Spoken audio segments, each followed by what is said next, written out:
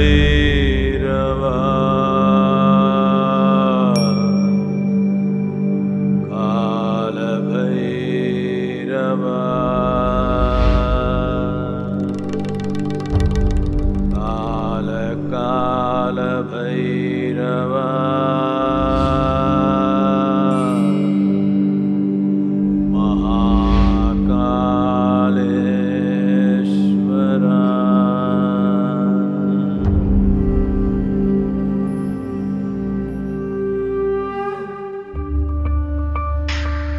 मध्य प्रदेश के मालवा में क्षिप्रा नदी के तट पर हजारों वर्षों से भी पहले से बसी है भारत की सबसे प्राचीन सांस्कृतिक एवं धार्मिक नगरी उज्जैन। अलग अलग सदी में ये अलग अलग नामों से जानी जाती रही है। उज्जैनी, अमरावती, कुशस्थली, कनकश्रृंगा और अवंतिका। अवंतिका नगरी भय को दूर करने वाली, अकाल मृत्यु का योग होता है उसको दूर करने वाली। जितने भी भगवान विष्णु के अवतार हुए हैं, कूर्म अवतार हुए हैं, वराह अवतार हुए हैं, नरसिंह अवतार हुए हैं, राम कृष्ण, सभी अवतार किसी न किसी समय पर अपने अवतार के समय पर अवंतिका में आए हैं। पुराणों में सप्तपुरी यानी 7 मोक्षदायिनी नगरों का वर्णन है, उसमें उज्जैन नगरी भी शामिल है। Ujjain had become a city of devotees. Ujjain भक्तों और ज्ञान के जिज्ञासुओं का नगर था। वो लगभग भारत की दूसरी काशी की तरह हो गया था। प्राचीन काल में उज्जैन में हजारों मंदिर स्थापित किए गए थे, इसलिए उज्जैन को मंदिरों की नगरी भी कहा जाता है। यहाँ महाकाल ज्योतिर्लिंग के अलावा 84 लिंगों में महादेव अलग अलग रूपों में मौजूद हैं। हमारे अवंतिका में शक्तिपीठ है, हरसिद्धि शक्तिपीठ है, जो विक्रम की आराध्य देवी है और कृष्ण की कुल देवी है। प्राचीन काल में ये विक्रमादित्य के राज्य की राजधानी भी थी। यहाँ पर महाकाली हरसिद्धि के रूप में मौजूद हैं। कथाओं के अनुसार उज्जैन में सती की कोहनी गिरी थी और हरसिद्धि मंदिर वहीं स्थापित किया गया था। रोज शाम को मंदिर के प्रांगण को दीपों से सजाया जाता है और आरती के समय मंदिर की छटा बेहद खूबसूरत व निराली होती है। प्राचीन काल में ये कापालिकों का एक बहुत बड़ा केंद्र रहा है और उज्जैन के जितने इस समय देवता उपस्थित हैं, ये सभी कहीं ना कहीं अघोर या कापालिक मतों के ही प्रतिपादक हैं।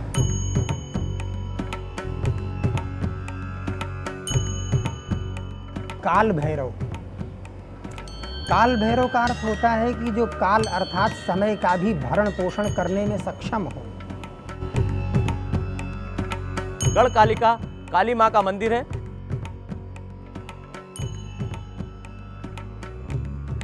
जो महाकवि कालिदास की आराध्य देवी रही है, जहाँ से कालिदास को ज्ञान प्राप्त हुआ है।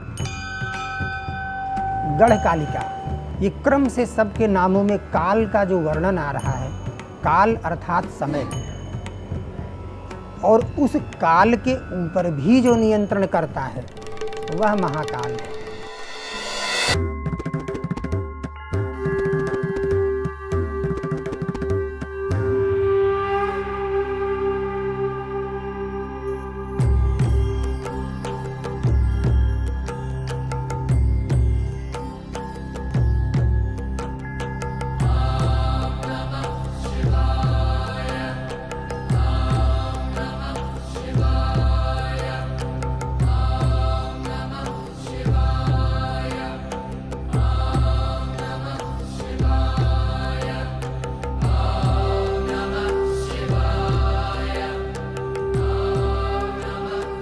दूषण दैत्य का वध करने के लिए और उसके कोप से एक ब्राह्मण बालक को बचाने के लिए भगवान शिव स्वयं प्रकट हुए थे इस जगह पर और उस दैत्य को और उसकी समस्त सेना को यहाँ पर नष्ट कर दिए थे।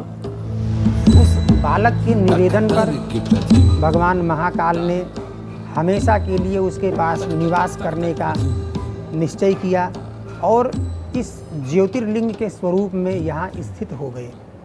तब से यह स्वयंभू ज्योतिर्लिंग यहाँ पर विराजमान है। भगवान शिव देश भर में 12 स्थानों पर ज्योतिर्लिंग के रूप में विराजमान है। उज्जैन में इन्हीं में से एक ज्योतिर्लिंग महाकालेश्वर मंदिर के गर्भगृह में स्थापित है। भगवान शंकर का ये एक पूरा ब्रह्मांड में एक ही शिवलिंग है जो दक्षिणाभिमुख ज्योतिर्लिंग है।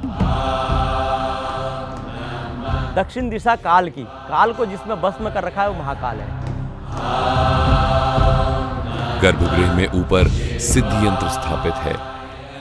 महाकाल के बाईं ओर गणेश विराजमान है, दाईं ओर त्रिशूल के पीछे कार्तिकेय और दोनों के मध्य में माता पार्वती। इस ज्योतिर्लिंग की वास्तविक समय सीमा कि यह कब से है, इसके बारे में हमारे ग्रंथ मौन है। वो कथानक उपलब्ध होता है किंतु समय सीमा का निर्धारण उपलब्ध नहीं होता है। पुराणों के आधार पे हम 5 से 7 हजार वर्ष पूर्व इस मंदिर के निर्माण तक तो पहुंच सकते हैं, लेकिन इस मंदिर के निर्माण के पूर्व यह ज्योतिर्लिंग कब से है, इसके बारे में हमारे ग्रंथ मौन है। क्योंकि आज भी वास्तविक भूतल के नीचे महाकाल जी विराजमान होते हैं।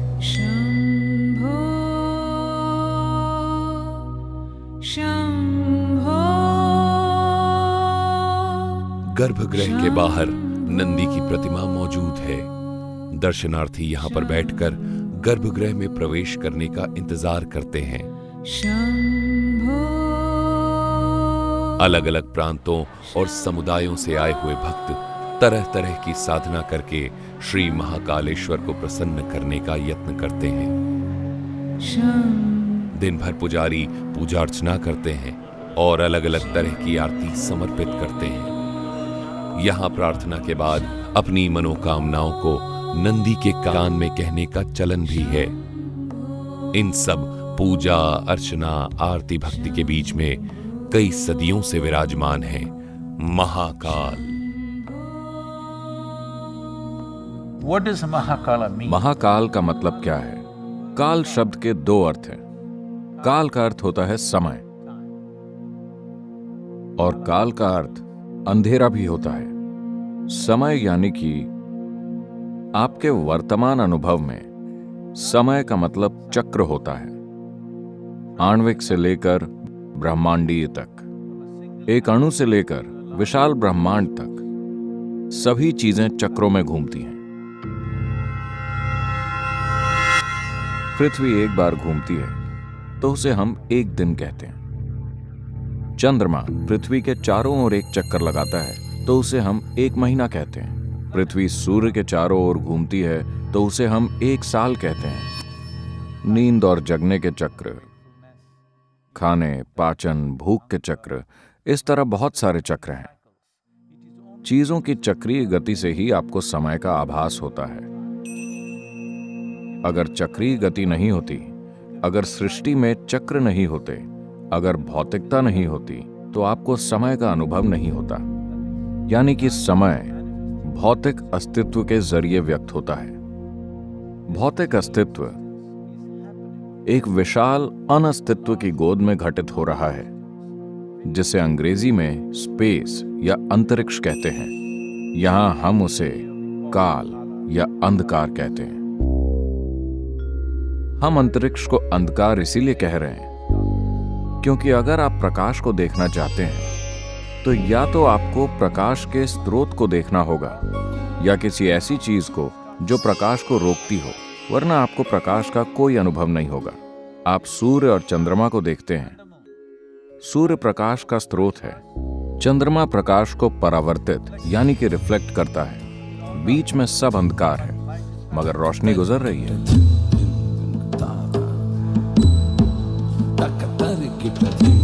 अस्तित्व का मूल आधार है काल या समय,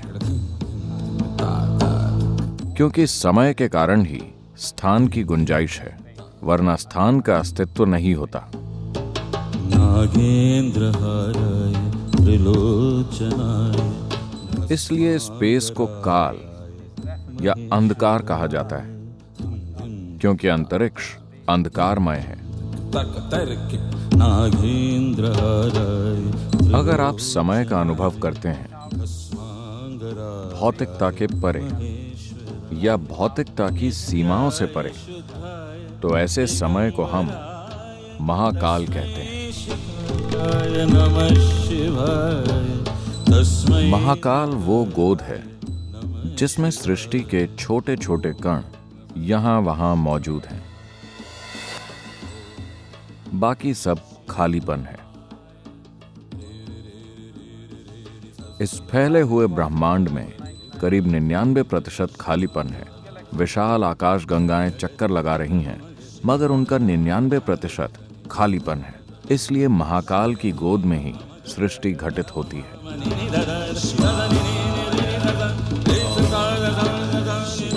अगर आप सृष्टि के सीमित कणों से जुड़े हुए हैं, तो आप समय का अनुभव चक्रीय गति के रूप में करते हैं।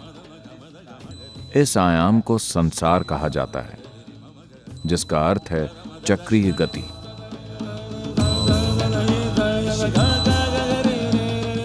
अगर आप इसके परे चले जाते हैं, तो इसे हम वैराग्य कहते हैं,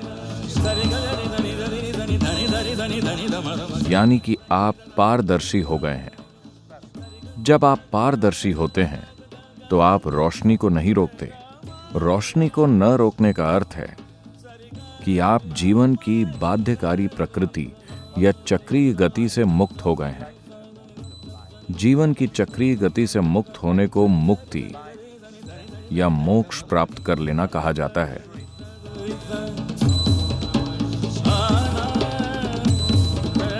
इसलिए जो लोग मुक्ति या मोक्ष की इच्छा रखते हैं, उनके लिए यह आयाम, जिसे हम महाकाल कह रहे हैं, बहुत महत्वपूर्ण हो जाता है।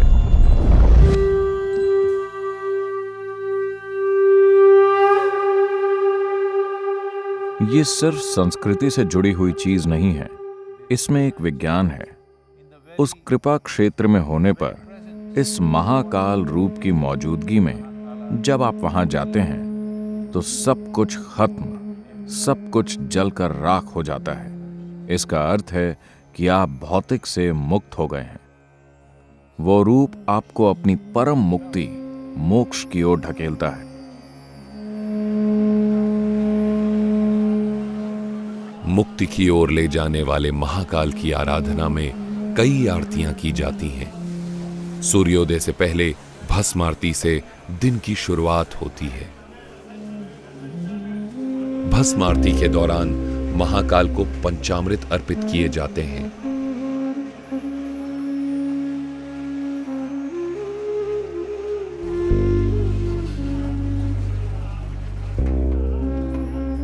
उसके बाद महाकाल का जलाभिषेक होता है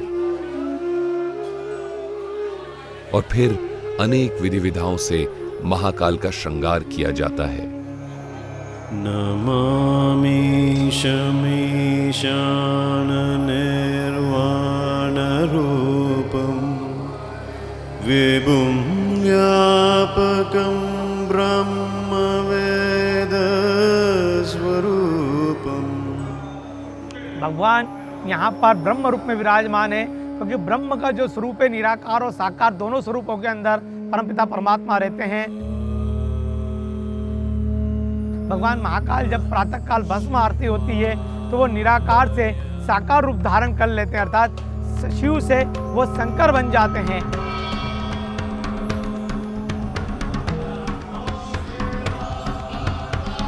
अंत में महाकाल पर भस्म अर्पित की जाती है।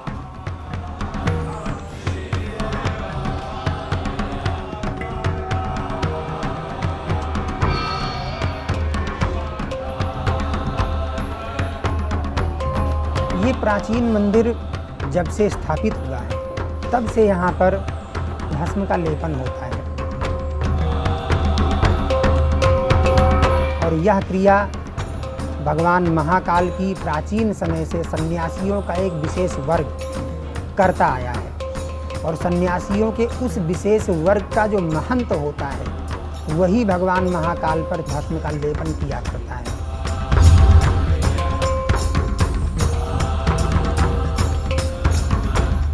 और प्रातःकाल नित्य भगवान महाकाल की भस्म आरती उसी क्रम से करते हैं जिस क्रम से आज के हजारों वर्षों पूर्व होती थी।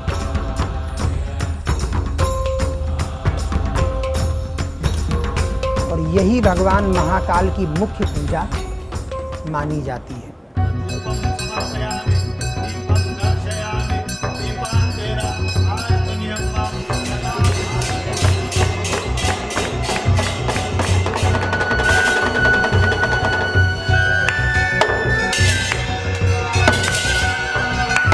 भस्म आरती का समापन प्रचंड अग्नि, डमरू की तीव्र ध्वनि एवं शंख के जोरदार स्वर के साथ किया जाता है।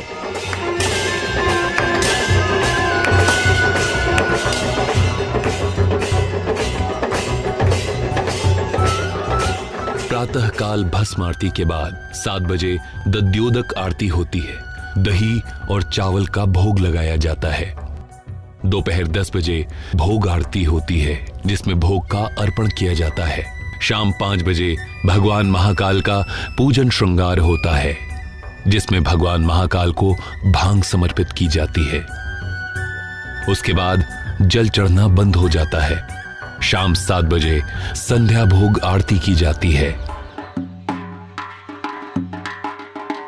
संध्या काल में आरती के दौरान तेज नगाड़ों, ढोल, घंटियों के साथ महाकाल का वंदन किया जाता है।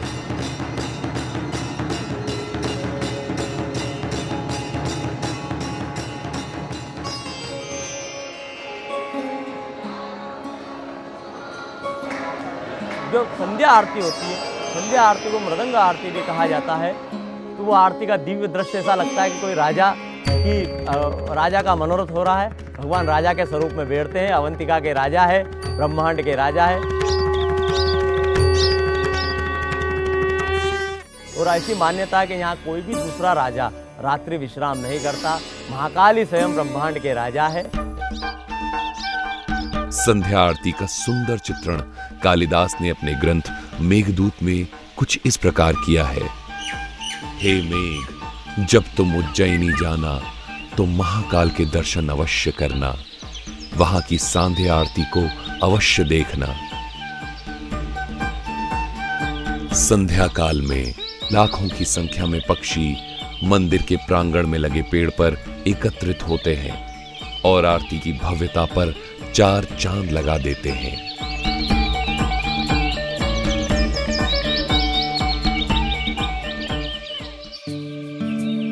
महाकालेश्वर मंदिर में गर्भगृह के अलावा 2 और महत्वपूर्ण हिस्से हैं। सबसे ऊपरी तल पर मौजूद है नागचंद्रेश्वर, जिनके दर्शन केवल नागपंचमी के दिन ही होते हैं, और उसके नीचे मंदिर के पहले तल पर ओंकारेश्वर रूप में शिव विराजमान है।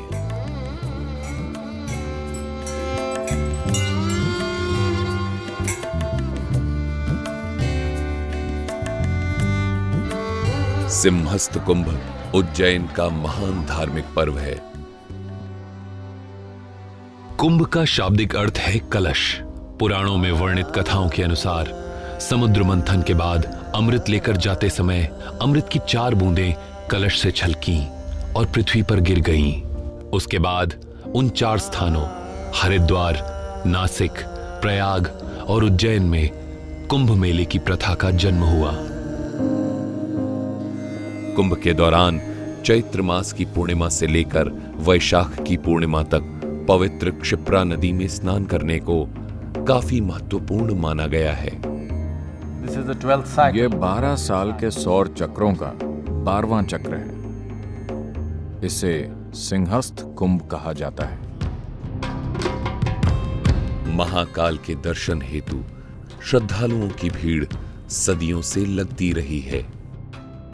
हमारा सभी श्रद्धालुओं से निवेदन है कि आए, महाकाल की नगरी है, अवंतिका है, यहाँ पर उनको सब चीज सुलभता से मिलेगी, पर एक निष्काम भाव से आए।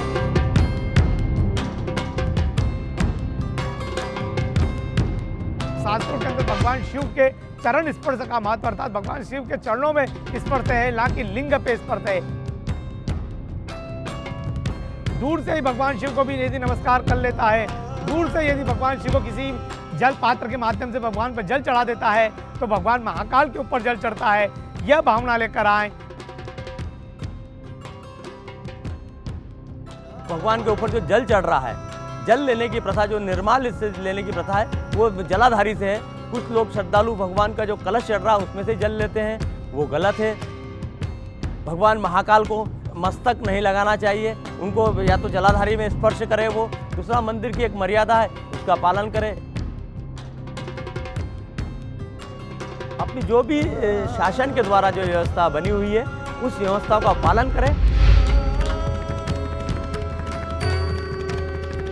सदियों से सभी के स्वागत में हाथ जोड़े खड़ी हैं मंदिरों की नगरी उज्जैन, और सदियों से भक्तों को अपनी कृपा के आगोश में भरकर उनकी मुक्ति का मार्ग प्रशस्त करते हुए विराजमान हैं कालों के काल महाकाल। एक बार फिर हम आप सबका इस उज्जैन नगरी में स्वागत करते हैं।